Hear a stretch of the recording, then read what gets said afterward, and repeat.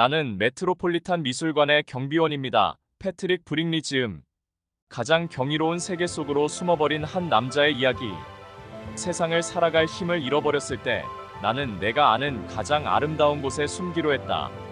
7만 평의 공간, 300만 점의 작품, 연 700만 명의 관람객들 사이에서 발견한 삶과 예술의 의미, 그리고 다시 나아갈 용기에 대하여.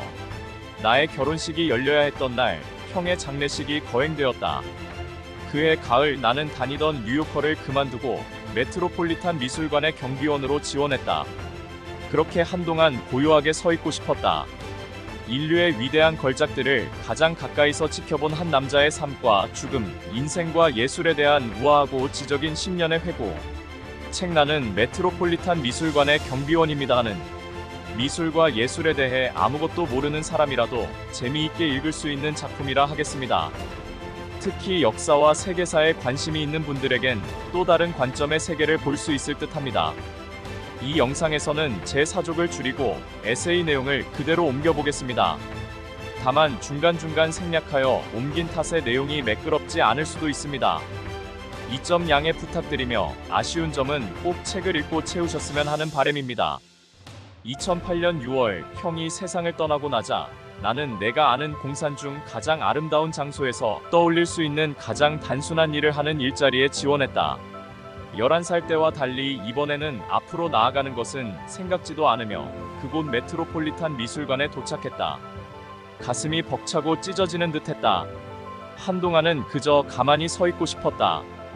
베네치아는 세상에 존재한다는 사실 자체가 불가능해 보일 정도의 도시였다. 파도가 철썩이는 118개의 섬을 연결해서 만든 이 도시는 한때 세상에서 가장 밝고 가장 선명한 색을 자랑했다.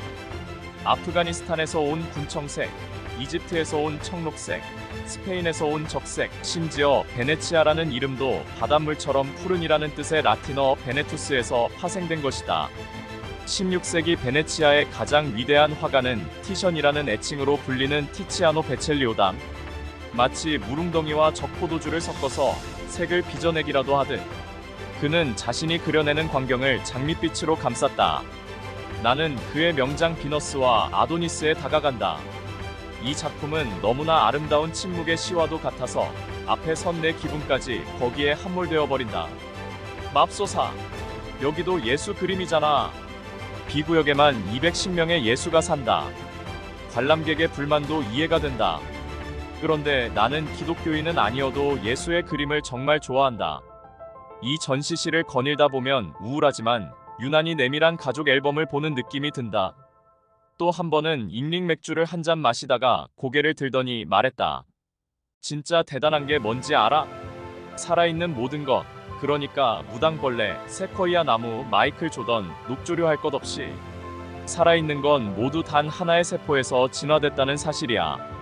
하지만 그보다도 더 대단한 게 뭐게?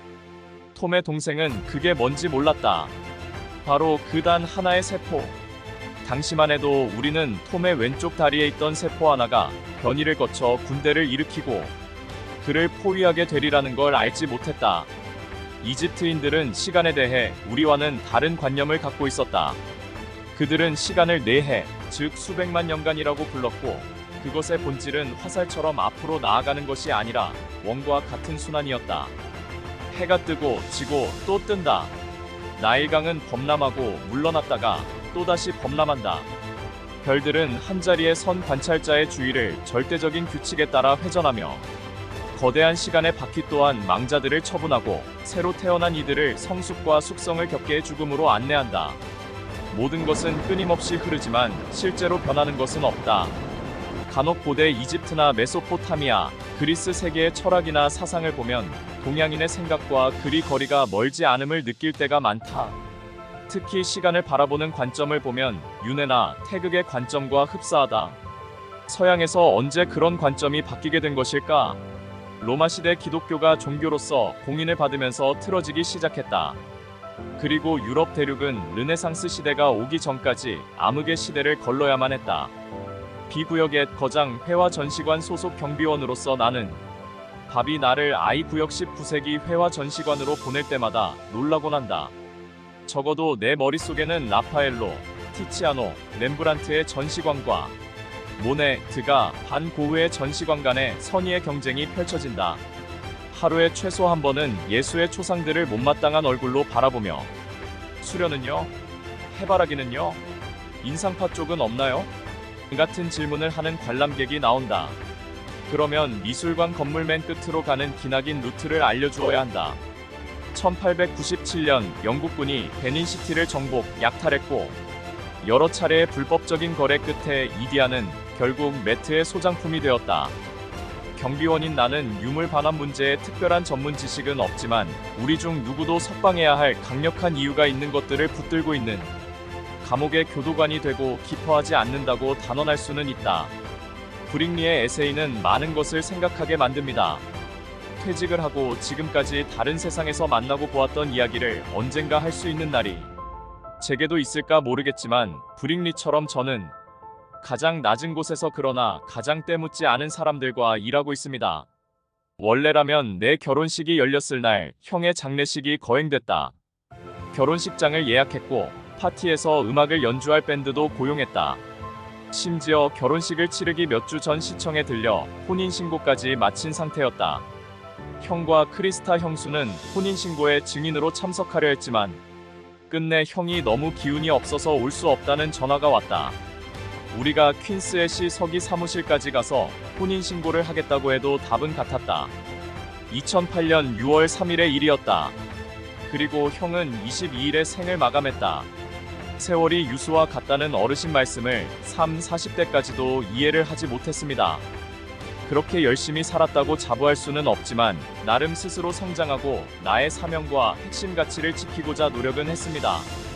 여러분은 무엇 때문에 보람과 행복함을 느끼시나요? 브릭리의 작품을 읽으며 다시 한번 깨닫게 됩니다. 무슨 일을 하고 어떤 위치에 있느냐가 중요한 게 아니란 걸 말입니다. 자신이 원하고 하고 싶은 일과 취미를 갖는 것, 그리고 끊임없이 성장해 나가는 것, 그것이 곧 뿌듯함이고 행복 아닐까요? 지금까지 책보다 남자였습니다. 그럼 다음에 또 다른 작품으로 인사드리겠습니다. 감사합니다.